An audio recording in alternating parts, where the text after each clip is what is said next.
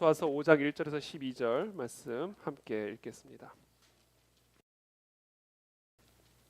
저부터 읽겠습니다. 요단 서쪽의 아모리 사람의 모든 왕들과 해변의 가나안 사람의 모든 왕들이 여호와께서 요단물을 이스라엘 자손들 앞에서 말리시고 우리를 건너게 하셨음을 듣고 마음이 녹았고 이스라엘 자손들 때문에 정신을 잃었더라.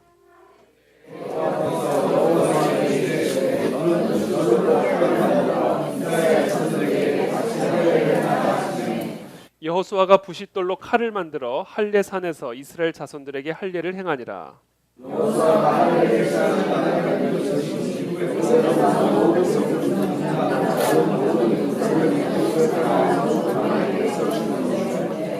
그 나온 백성은 다 할례를 받았으나 다만 애굽에서 나온 후 광야길에서 난 자는 할례를 받지 못하였음이라.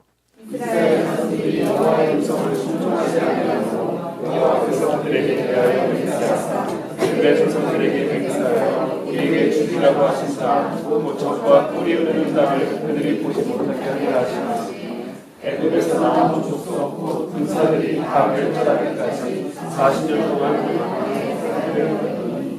그들의 대를 잇게 하신 이 자손에게 여호수아가 할례를 행하였으니 길에서는 그들에게 할례를 행하지 못하였으므로 할례 없는 자가 되었음이었더라.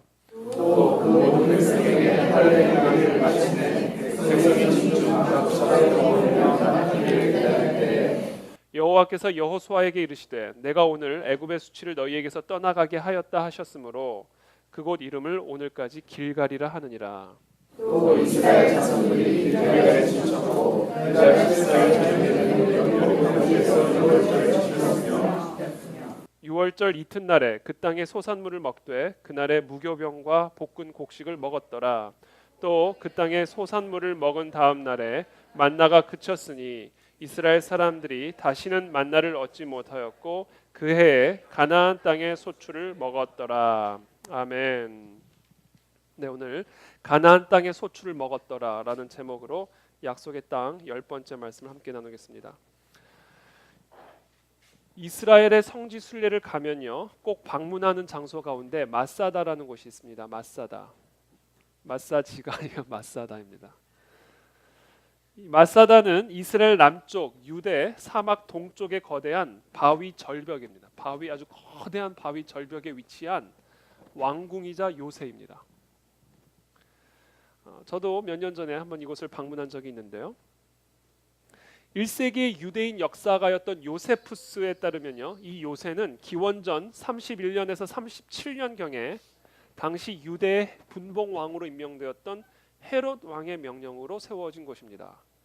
워낙 자기가 악정을 펼치니까 유대인들이 반란을 일으켜서 자기가 쫓겨날 것을 대비해서 거대한 바위 절벽 위에 왕궁을 만들어 놓고 요새를 만들어 놓은 거예요.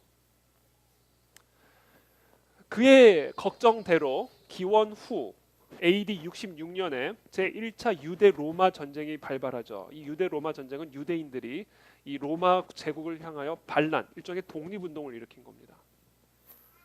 그래서 그해 70년, 그러니까 70년 여름에 로마가 군대를 파견을 해서 반란군을 제압한 다음에 예루살렘을 정복하고 성전을 파괴했습니다. 예루살렘 성전이 파괴됐죠. 70년에. 그렇게 유대인들의 항쟁이 비극적으로 마무리를 짓는가 했으나 이 결사 항쟁을 결의한 유대인 960명이 벤 야이르라는 유대 지도자의 통솔하에 예루살렘을 탈출을 해서 이 마사다로 올라갑니다. 그리고 그곳에서 마지막 항전을 로마 제국과 펼치게 되죠. 이 무적의 로마 군인이었지만 도저히 이 요새를 어떻게 할 수가 없었어요. 헤롯이 자기를 보호하려고 아주 철저하게 만들어놨기 때문에 어떻게 할 수가 없었던 겁니다. 그래서 3년 동안 그 요새를 두고 유대인들과 항쟁을 벌였어요. 자존심이 너무 상한 거예요, 로마 군인들이. 그래서 로마 병사들을 계속해서 증파를 했고요. 그 거대한 절벽 옆에 흙 언덕을 쌓기 시작했습니다.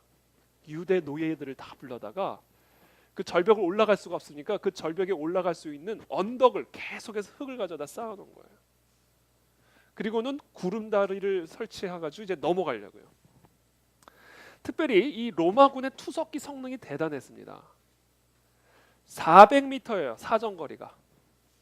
우리나라 따지면 일종의 뭐라 그러죠? 그걸?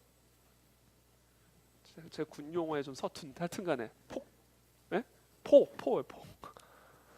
400m나 되는 사정거리에 투석기가 25km 정도 되는 바위돌을 던지니까요. 그 언덕 위에서 그걸 쏘니까 이 요새 같은 이 마사다 그 성벽들이 다 무너지는 거예요.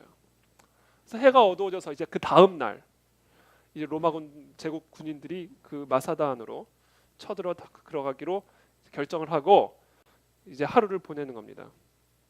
날이 밝자마자 로마군인들이 이제 단단히 완전 무장을 하고 구름다리를 쌓아가지고 이제 그 마사다 안으로 진격을 했어요. 진격을 하는 순간 깜짝 놀란 거예요. 정막이 흐르는 거예요. 정막이 완전히 중무장을 하고 들어갔는데 허여한 정막이 흐르는 거예요. 그리고 보니까 그 960명의 모든 유대인들이 다 주검으로 누워 있는 거예요.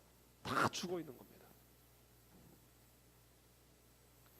이 요세푸스 역사가에 따르면요, 이 일이 있었던 73년 4월 15일 저녁에 최후의 날을 앞둔 것을 직감한 이 벤 야이르가 이 유대인들의 모든 남자들을 한 곳으로 불러 모읍니다. 그리고는 다음과 같이 비장한 마지막 연설을 합니다. 형제들이여, 우리는 로마와 맞서 싸운 마지막 용사들입니다. 우리의 아내들이 저 로마 군인들의 욕을 당하지 못하도록, 욕을 당하지 않은 채 죽을 수 있도록, 그리고 우리의 자녀들이 노예의 기억이 없이 이 세상을 떠나게 합시다. 그리고는 성에 불을 놓고요, 특별히 로마 군인들에게 식량을 남겨주지 않기 위해 식량 창고를 다 불태우는데 우리가 먹을 것이 없어서 죽은 것처럼 보이지 않게 하기 위해서 일부분만 식량이 가득한 창고를 남겨둡니다. 남자들은 그 이야기를 듣고 경건한 얼굴을 가지고 다 자신의 집 가족으로 돌아갑니다. 그리고 집으로 돌아가서 아내와 아이들을 부드럽게 껴안고 눈물을 흘리면서 마지막 키스를 합니다. 그리고 나서는 그 남자들이 자신의 가족들, 아내와 자녀들을 다 칼로 찔러 죽입니다. 그리고 그 남자들이 다시 한 곳으로 다 모였어요. 그리고는 제비를 뽑았어요. 제비를 뽑아서 10사람을 가려냈습니다. 그 10사람을 제외한 모든 남자들이 다시 또 집으로 돌아가서 주검으로 되어 있는 자신의 아내와 아이들 옆에 눕습니다. 그리고 이 제비에 뽑힌 10명의 남자들이 가서 똑같은 방식으로 그 남자들을 다 칼로 찔러 죽였습니다. 그리고 그 10명이 또 모였어요. 그리고 또 제비를 뽑았습니다. 한 명만 남겨두고 나머지 9명은 다시 또 돌아가서 눕고 그 한 명이 돌아가면서 다 나머지 9명들을 다 죽였습니다. 그리고는 이 마지막 한 사람이 자신을 칼로 찔러 자결을 하고 목숨을 끊습니다. 로마 병사들이요, 이곳 저곳을 수색하자 숨어있던 2 여자와 5 아이들을 발견하게 됩니다. 그 여자들이 간밤에 일어났던 일들을 자세하게 이 로마 군인들에게 말을 해줬고 그 책임자였던 실바 장군이 이 사람들을 다 살려주었다고 합니다. 마사다의 비극이 이렇게 끝이 났고요. 1960년대에 들어서 적극적으로 이 마사다에 대한 유적 발굴 작업이 시작이 됩니다. 그리고 이스라엘 정부는 이 마사다의 수치, 이 마사다의 비극을 다시는 반복하지 말자는 의미로 이스라엘 군대의 신병 훈련을 이 마사다에서 마치게 했습니다. 그래서 이스라엘 군대의 모든 신병들은요, 자신의 부대에서 이 마사다까지 행진을 해서 마사다로 올라가서 다음과 같은 맹세를 하는 의식을 거행합니다. 다시는 마사다가 함락되지 않게 합시다 라는 이 맹세를 행하는 의식을 거행한다고 합니다.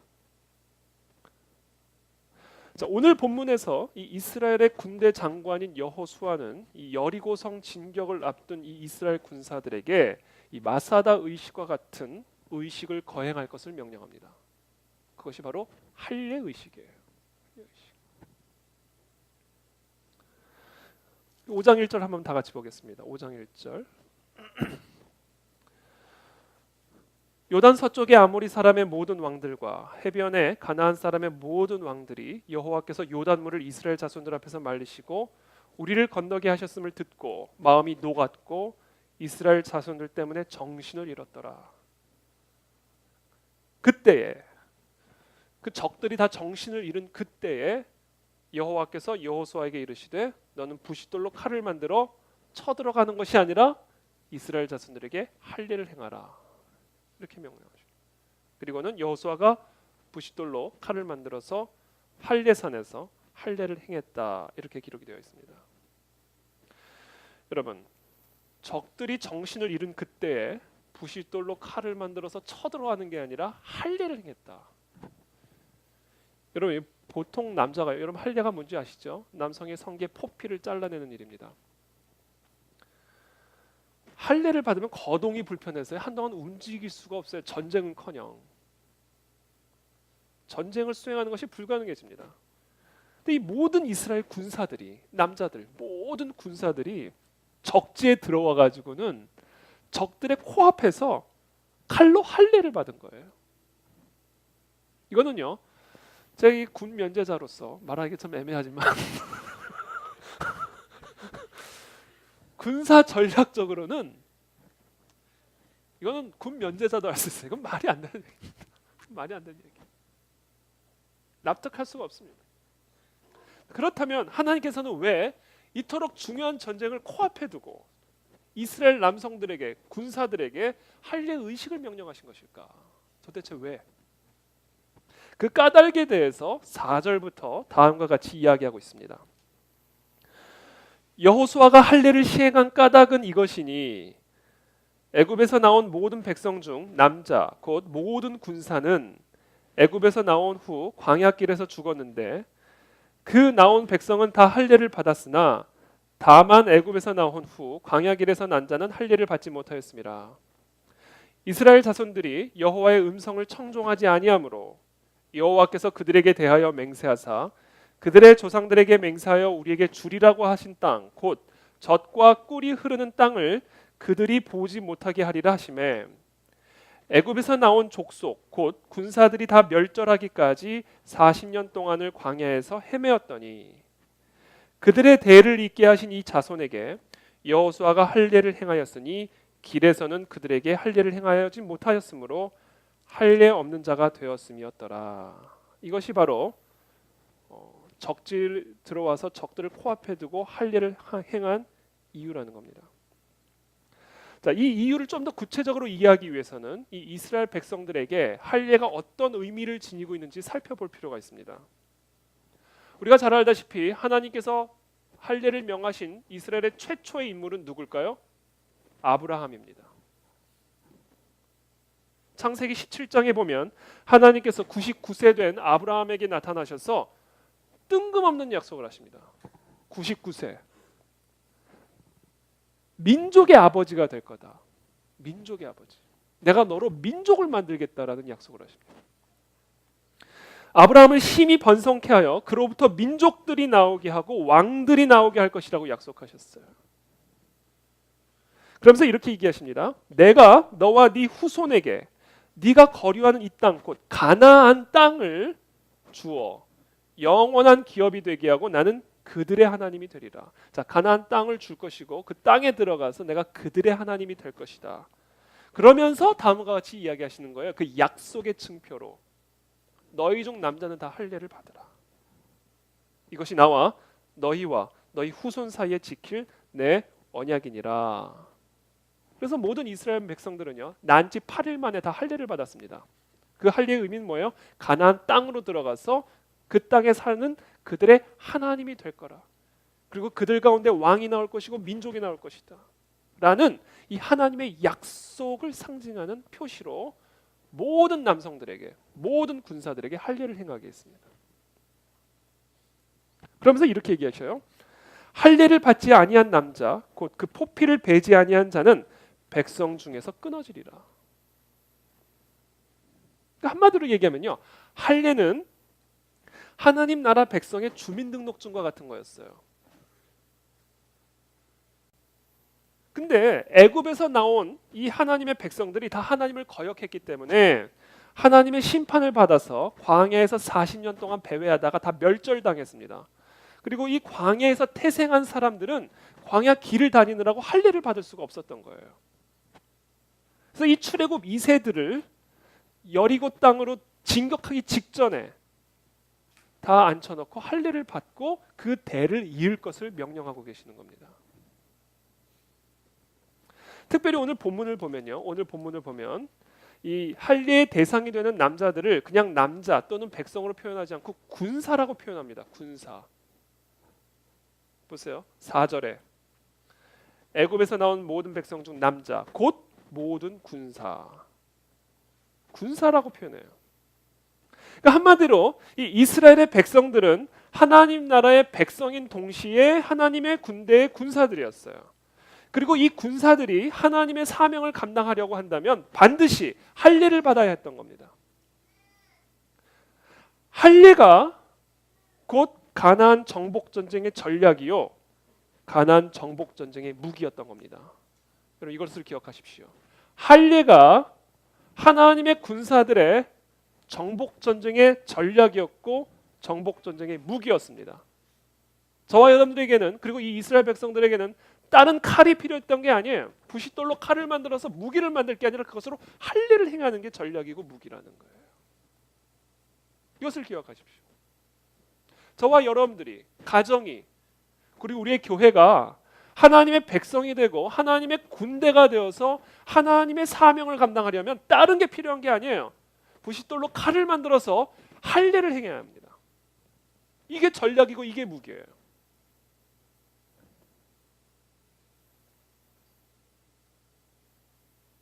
그래서 이 절체절명의 중요한 시점에 정신을 잃은 적들을 코앞에 두고 이스라엘 군대들에게 대대적인 할례를 명하신 겁니다.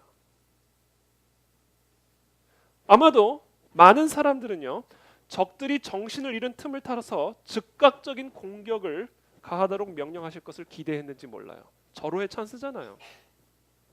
근데 하나님은 그렇게 하지 않으셨어요. 즉각적인 진격 대신에 이스라엘 군사들에게 대대적인 할례를 명령하셨다. 여기서 여러분 반드시 기억해야 할 게 있습니다. 하나님은요 결코 서두르지 않으세요. 사람이 서두르죠.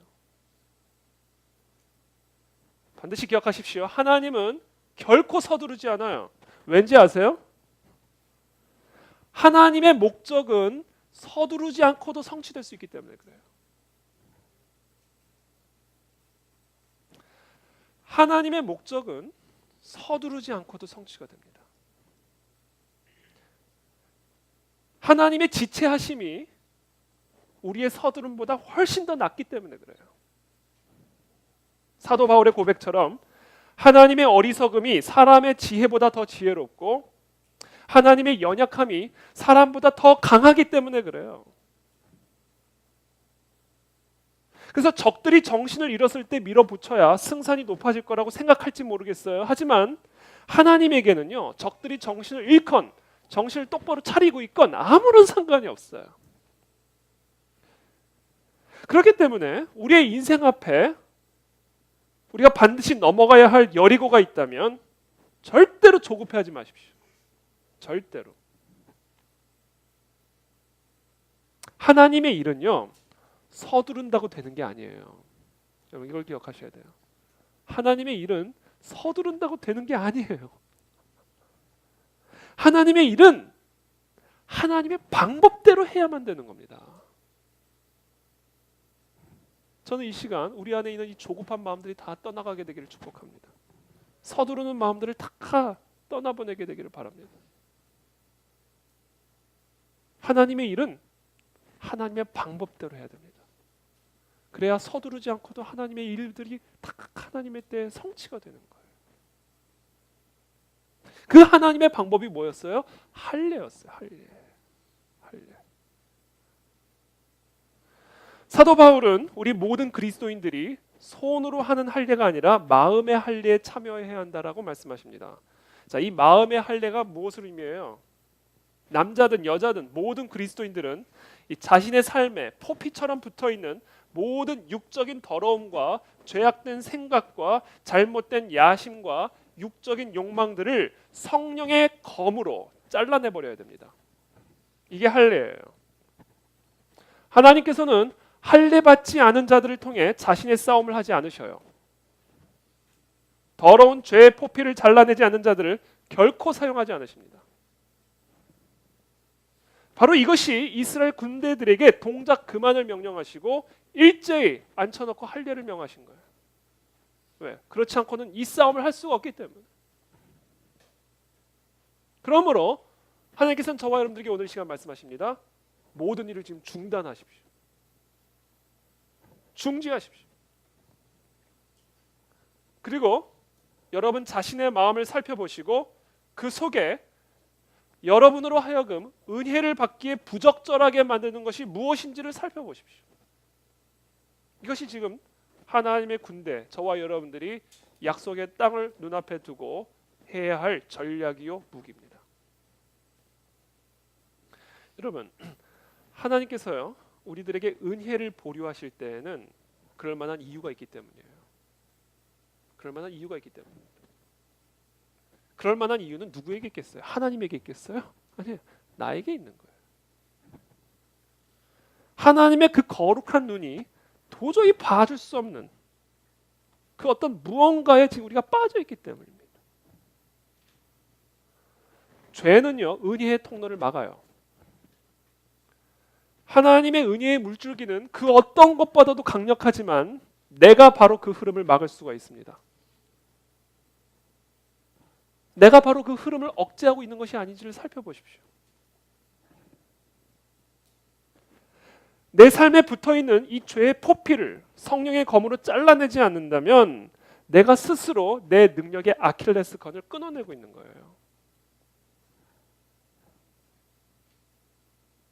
약속의 땅 앞에 서 있는 이 이스라엘 군대를 지체시킨 이유가 있었듯이 우리 삶에 하나님의 은혜가 지체되는 이유가 있습니다. 그러므로 하나님께서는 오늘 이 시간 저와 여러분들에게 질문하셔요. 지금 이 시간 말씀의 검으로 잘라내 버려야 할 포피는 무엇인가? 하나님께 물어보십시오.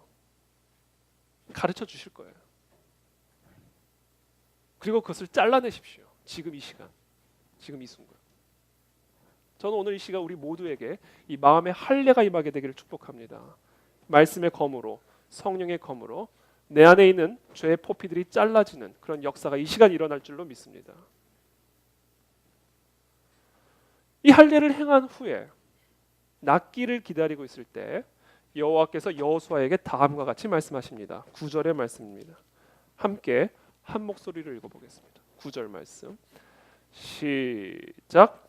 여호와께서 여호수아에게 이르시되 내가 오늘 애굽의 수치를 너희에게서 떠나가게 하였다 하셨으므로 그곳 이름을 오늘까지 길갈이라 하느니라.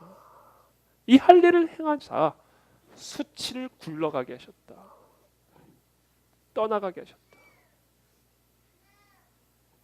이와 같은 역사가 지금 이 시간 오늘 우리 가운데 임할 줄을 믿습니다.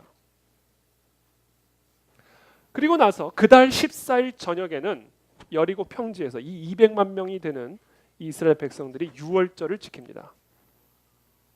그리고 이 유월절을 지키자마자 그 이튿날 만나가 그치고 가나안 땅에 소출을 먹기 시작했다. 이렇게 기록이 되어 있습니다.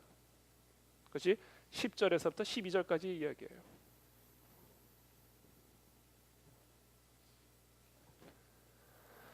(40년) 광야 생활 동안요 매 끼니마다 먹던 만나가 그치고 가나안 땅의 소출을 먹기 시작했다는 이야기는 무엇을 의미하는지 아세요? 드디어 광야의 시대가 막을 내리고 드디어 가나안의 시대가 시작되었음을 보여주는 겁니다. 할례를 행했더니요 새로운 시대가 시작이 된 거예요. 할례를 한번 행해 보십시오. 오늘 새로운 시대가 정말로 열립니다. 정말로 새로운 시대가 열려요. 내 인생에 새로운 시즌이 시작이 됩니다. 이 새로운 시즌의 시작과 동시에 일어난 가장 큰 변화, 음식의 변화, 음식의 변화. 아빠 부르시네요, 아빠. 음식 달라 그러는 것 같은. 음식의 변화. 여러분, 이스라엘 백성들이요. 이거 참 기가 막힌 얘기입니다. 이스라엘 백성들이 애굽에서 나온 지 둘째 달 15일이 되던 날부터 광야를 지나고요. 요단강을 건널 때까지, 지금 요단강을 건널 때까지 장장 40년이라는 시간 동안 매일 만나를 먹었어요. 매일. 만나는 이름과 달리 그렇게 만나지 않아요. 비웃은 거예요. 40년을 만나를 먹은 거예요. 40년. 출애굽기 16장 기록에 따르면요. 만나는 이슬과 같이 작고 둥글며 서리같이 가늘게 생겼다고 합니다. 그러니까 이 작고 보잘것없는 음식을 40년을 매일 먹었으니 얼마나 짜증이 났겠습니까? 양도 많지 않아요. 하루밖에 못 먹어. 하루. 그 다음 날 또 걷어야 돼. 그러니까 여러분, 이 만나라는 음식은 출애굽한 이스라엘 백성들이 가나안 땅에 들어갈 때까지만 임시로 먹게 될 일종의 비상식품과 같은 거였습니다. 주식이 아니에요. 비상식품이었어요. 애굽에서 가나안까지의 거리가 약 180km입니다. 우리나라로 따지면 서울에서 직선 거리로 약 속초까지의 거리가 애굽에서부터 가나안 땅까지의 거리예요. 그러니까 성인 도보로 평균 시속 4km로 계산을 해도요. 하루에 8시간만 행군을 하면 일주일이면 도착할 수 있는 거리예요. 그러니까 이 만나라는 음식은 일주일만 먹으면 되는 음식이었어요. 일주일짜리 음식이었어요. 비상식품. 근데 이 비상식품을 주식처럼 40년을 먹었으니 얼마나 짜증이 났겠어요. 근데 그 만나가 드디어 그친 거예요. 그 만나가. 그리고 젖과 꿀이 흐르는 땅에서 드디어 젖과 꿀을 먹기 시작한 겁니다. 그러니까 지금 이 사건, 만나가 그치고 할례를 행했더니 만나가 그치고 젖과 꿀이 흐르는 땅에서 나오는 젖과 꿀을 먹기 시작했다라는 이야기는 단순히 식탁 메뉴가 바뀐 정도의 의미가 아니에요. 새로운 시대가 시작된 겁니다. 하나님이 우리의 먹고 사는 문제 또는 생계를 공급하시는 이 루트를 보면요. 하나님이 우리 안에서 지금 어떤 일을 행하고 계시는지를 분별할 수가 있습니다. 혹시 지금 여러분들이 만나를 먹고 계십니까? 그것은 무엇을 의미하는지 아세요? 지금 내게 광야의 삶을 허락하셨다는 의미예요.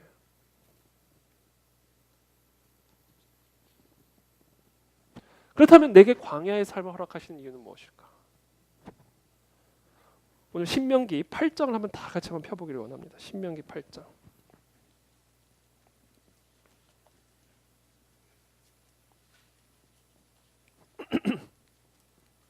신명기 8장을 한번 다 펴보십시오.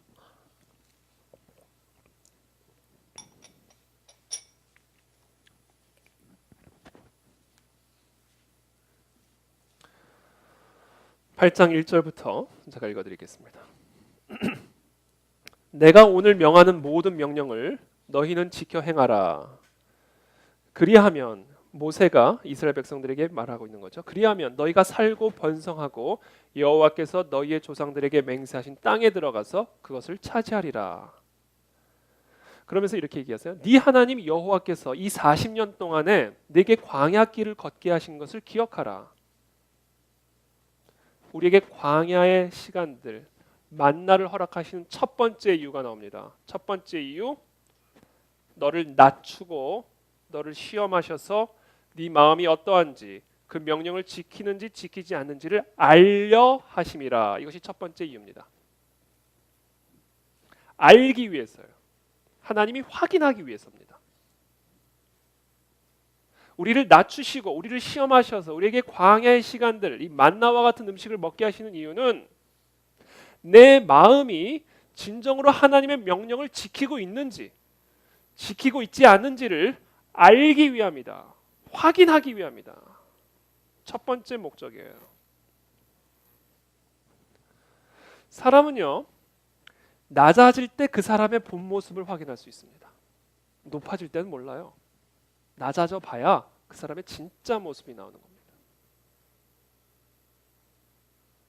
그 사람이 정말 하나님을 사랑하고 있는지, 그 사람이 정말 하나님을 주인으로 모시고 있는지 지금 이렇게 봐서는 몰라요. 우리 제가 아는 권사님 아들이 있었어요. 권사님 아들하고 식사를 하는데 권사님 아들 본인 아들 소개를 하시면서 선교사, 영국에서 좀 신학 공부하고 선교사를 하신다는 거예요. 그러면서 자기 아들이 선교사로 헌신을 하고 신학을 공부하고자 하겠다고 자기한테 말을 했을 때 그 말을 들은 즉시부터 자기가 새벽 기도를 시작했대. 안 나가던 새벽 기도를 나가기 시작하고 금식 기도를 시작했답니다. 어떻게든지 막아보려고. 권사님이 그렇게 얘기를 하시더라고요. 어떻게든지 한번 막아보려고 자기가 안 나가던 새벽 기도를 나가고. 한 목사님 교회가 있었는데 교회가 이 나이트 클럽이 4층에 있었고 그 밑에 2층인가 교회가 있었대요. 전 들은 얘기입니다. 나이트 클럽에서 그냥 하도 그냥 금요 철야 때마다 시끄럽게 막 나오니까 자기가 교회에서 찬양을 부르다가 자기도 모르게 그 멜로디, 카바레에서 나오는 멜로디를 따라가 가사는 찬송가인데 멜로디는 따라가는 거야. 그렇게 막 그래서 어떻게 해서든지 저 나이트 클럽이 좀 나갈 수 있도록 기도를 하기 시작했답니다. 그 교회에서 불이 나든지, 하여튼 어떻게 해서든지 좀 나이트 클럽이 좀 망해서 나가게 해달라고 기도를 했대요. 근데 어느 날 진짜 불이 났다는 거예요. 그 나이트 클럽에. 그래서 그 나이트 클럽 사장이 그 교회에 와서 막 따지기 시작했대요. 당신들이 이렇게 기도를 해가지고 이렇게 불이 났다. 그랬더니 그 목사님이 뭐라고 얘기했다는지 아세요? 말도 안 돼서 기도한다고 불이 납니까? 기도한다고. 그러니까 이건 뭐 우스갯소리지 진짜인지 뭐 하여튼 저도 들은 얘기라 정말 믿고 있냐? 정말 하나님을 주인으로 모신다면 내 아들의 주인이 왜 하나님이 되는 걸 막아보려고 금식기도 합니까? 그러니까 우리가 이렇게 거룩하고 편안한 상태에서 예배드릴 때는 그 사람의 진짜를 확인할 수가 없어요. 모릅니다. 부유하던 사람이 자신에게 불어닥친 가난을 어떻게 대하는지를 봐야, 승승장구를 하던 사람이 자신에게 주어진 실패와 좌절을 어떻게 통과하는지를 봐야, 집안에서 부부간의 갈등을 어떻게 풀어가는지를 봐야, 부모가 속 썩이는 자녀들을 어떻게 대하는지를 봐야 그 사람의 진짜 신앙을 확인할 수 있는 거예요. 그것을 확인하고 싶으셔서 하나님이 우리에게 낮아지는 시간, 광야의 시간들을 허락하시는 것입니다. 두 번째 이유, 3절에 나옵니다. 너를 낮추시며 너를 줄이게 하시며 또 너도 알지 못하며 네 조상들도 알지 못하던 만나를 네게 먹이신 것은 사람이 두 번째 이유입니다. 떡으로만 사는 것이 아니요 여호와의 입에서 나오는 모든 말씀으로 사는 줄을 내가 알게 하려 하심이라. 첫 번째 이유는 하나님이 알고 싶으셔서, 그리고 두 번째는 우리에게 알게 하기 위함입니다. 두 번째는 알게 하기 위함. 뭐 어떤 것을? 사람이 떡으로만 사는 것이 아니라 여호와의 입에서 나오는 말씀으로 사는 것을 우리에게 알게 하기 위해서 광야의 시간, 만나의 시간들을 허락하신다라는 겁니다.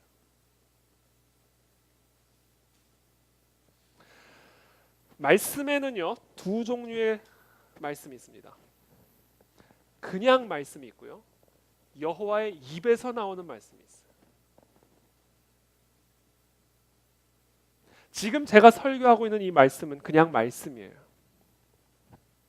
근데 이 말씀을 들을 때 여러분들 각자를 향해서 말씀하시는 여호와의 입에서 나오는 말씀이 있습니다. 이것을 들어야 돼요. 우리는 활자로 인쇄된 이 성경책을, 이 말씀을 매일 읽습니다. 그런데 그 말씀을 읽을 때 우리에게 말씀하시는 여호와의 입에서 나오는 말씀을 들어야 합니다. 우리는 설교자를 통해 선포되어지는 이 하나님의 말씀을 들을 때 여호와의 입에서 나오는 말씀을 들을 수 있어야 돼요. 여러분 듣고 계십니까? 성경책을 읽을 때 여호와의 입에서 나오는 말씀이 내게 들려야 돼요. 그걸 지금 듣고 계십니까? 그 말씀을 들어야만 우리는 살 수가 있다. 그냥 말씀을 읽어서는 안 돼요. 그 말씀을 통해 내게 들리는 여호와의 입에서 나오는 말씀이 임해야 되는 겁니다. 이게 들어와야 우리가 살 수가 있어요. 왜냐하면 우리 모두는 떡으로만 사는 사람들이 아니라 여호와의 입에서 나오는 말씀으로 살도록 지음받은 존재이기 때문에. 이 여호와의 입에서 나오는 말씀을 들은 사람들에게 나타나는 아주 중요한 특징이 있습니다. 일단 얼굴이 바뀌어요. 얼굴이 바뀝니다. 얼굴은 영혼을 의미하는 얼과 꼬라지, 꼴, 모양을 의미하는 꼴의 합성어예요. 얼꼴, 얼꼴이 합쳐져서 얼굴이 된 겁니다. 그러니까 이 얼굴은 그 사람의 영혼의 상태 그 자체예요. 그 사람의 얼굴이. 갑자기 얼굴을 피하지 마시고 사람의 얼굴이 그 사람의 영혼의 상태예요. 그래서 이 여호와의 입에서 나오는 말씀을 듣게 되면 얼굴 표정이 은혜롭게 변화가 되기 시작합니다. 우울한 모습이 아니라 웃음이 넘치고 유쾌한 모습을 보이기 시작합니다.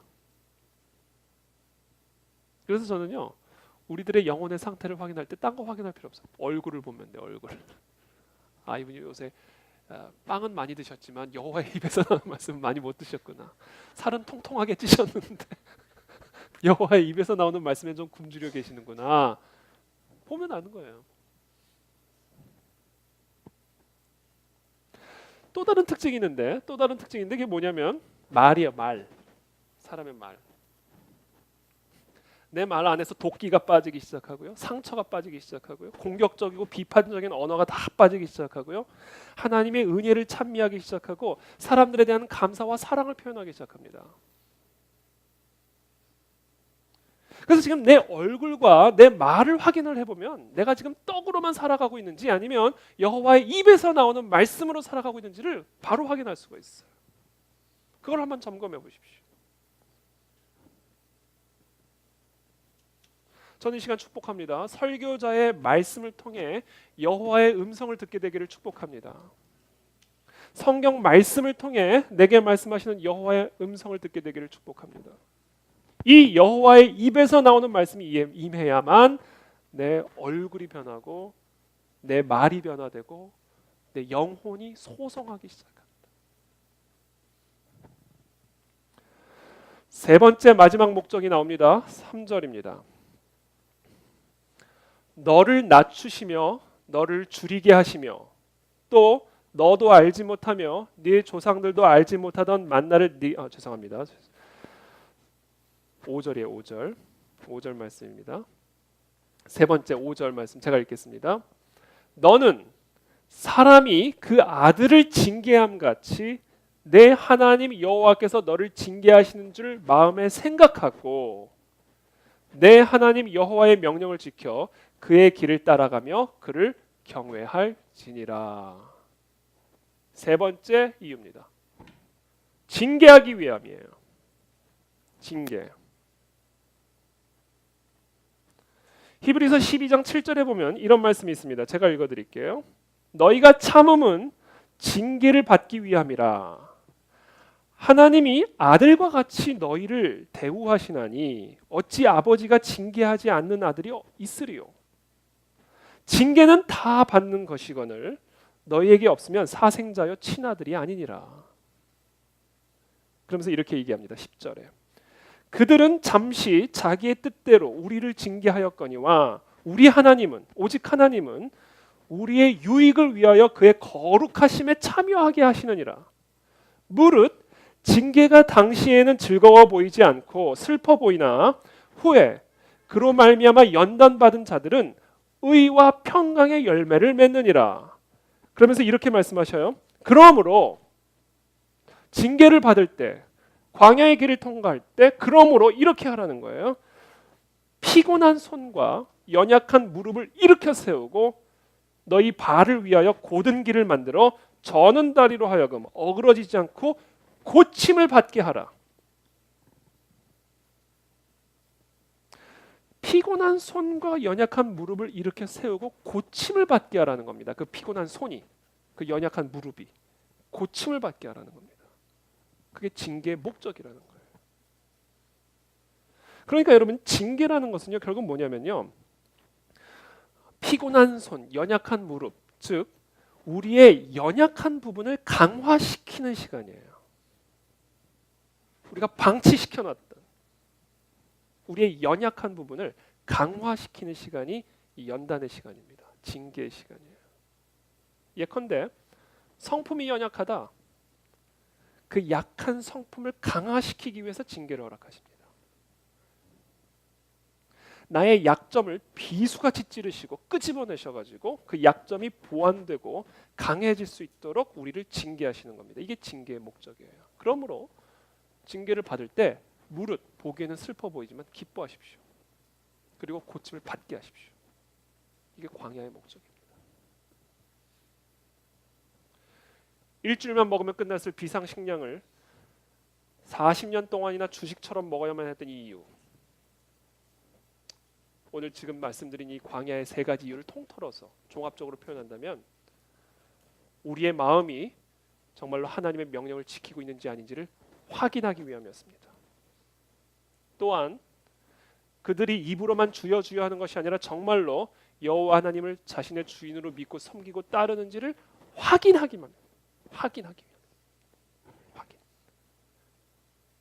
그러니까 이 모든 일의 목적, 광야를 허락하시고 40년을 돌리시고 만나를 먹이신 이 모든 일의 목적은 단 하나였어요. 뭔지 아세요? 확인하기 위함이었어요. 확인하고 싶으셔요, 하나님이 지금.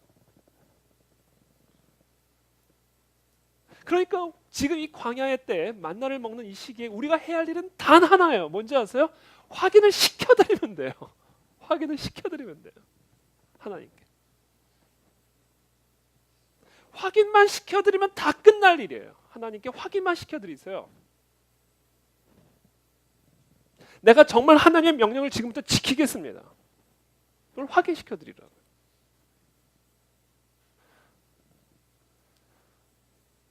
이게 제가 오늘 이 설교를 이번 주간 준비하면서 하나님께 기도하는 가운데 제게 주신 마음이에요. 하나님은요, 간절한 마음으로 지금 우리의 마음의 중심을 확인하고 싶으셔요.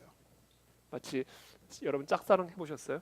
짝사랑할 때 그 사람이 나에 대한 마음을 한번 확인하고 싶듯이, 그리고 조금이라도 사인을 주면 너무 기쁘듯이,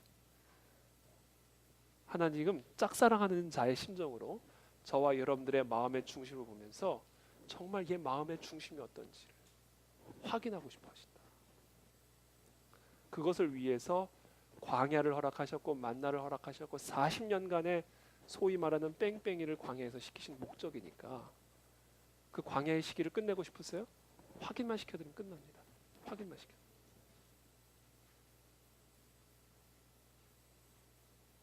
저와 여러분들의 삶 속에서 지금 하나님이 확인하고 싶어하는 이슈들이 있습니다. 이슈들이 있어요 지금.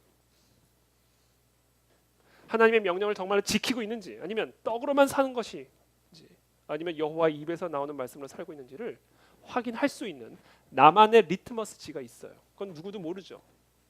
말해주지 않는 이상 어떻게 알겠습니까? 근데 여러분 각자에게, 저 안에 그것을 확인할 수 있는 리트머스지가 있어요. 그것을 지금 이 시간 하나님이 확인하고 싶어 하십니다. 그러므로 그 부분을 확인시켜 드리십시오. 그 부분에 대한 확인이 이루어지면 음식의 변화가 일어날 거예요. 그래서 연이어서 이렇게 이야기합니다. 7절부터 신명기 8장 7절부터 네 하나님 여호와께서 너를 아름다운 땅에 이르게 하시나니 그곳은 골짜기든지 산지든지 시내와 분천과 샘이 흐르고 밀과 보리의 소산지요 포도와 무화과와 석류와 감람나무와 꿀의 소산지라.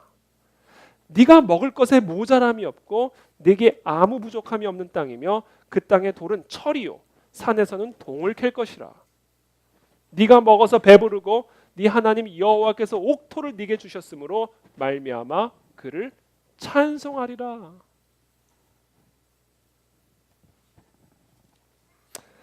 오늘 본문에서 가나안 땅의 소출을 먹었더라라는 의미가 바로 이 의미입니다. 말씀을 맺겠습니다. 지금 이 시간 하나님께 물어보십시오. 우리가 함께 기도할 텐데 지금 하나님께서 내게 확인하고 싶어 하시는 그 순종의 영역이 무엇인지 한번 물어보십시오. 결단의 영역이 무엇인지를 한번 물어보십시오. 그리고 그 부분을 내가 믿음으로 순종으로 확인시켜 드릴 것을 이 시간 결단하십시오. 아니 지금 이 시간 확인시켜 드리십시오. 이것이 오늘 우리가 행해야 할 할례입니다. 그때 비로소 광야의 시대가 끝나고 약속의 땅의 시대가 시작이 될 겁니다. 여러분 만약 그 결단을 하지 않는다면요 광야의 시대는 결코 끝나지 않을 거예요. 여러분 이와 같이 결단하지 않는 사람은 가나안 땅의 소출을 먹는 대신 뭐만 먹게 되는지 아세요? 계속해서 나이만 먹게 됩니다. 하나님을 거역해서 광야길에서 멸절당한 이 출애굽 1세대처럼 광야길에서 40년 동안 나이만 먹다가 결국 광야길에서 멸절당할 거예요. 이 여러분의 선택에 달린 겁니다. 오늘 추수감사주일인데 저와 여러분은 지금 어떤 열매로 하나님께 영광을 돌리고 있는지 한번 확인하기를 원합니다. 할례를 행하십시오. 그리고 광야의 음식을 그치게 하십시오. 그리고 가나안 땅의 소출을 이 시간부터 먹게 되기를 축복합니다.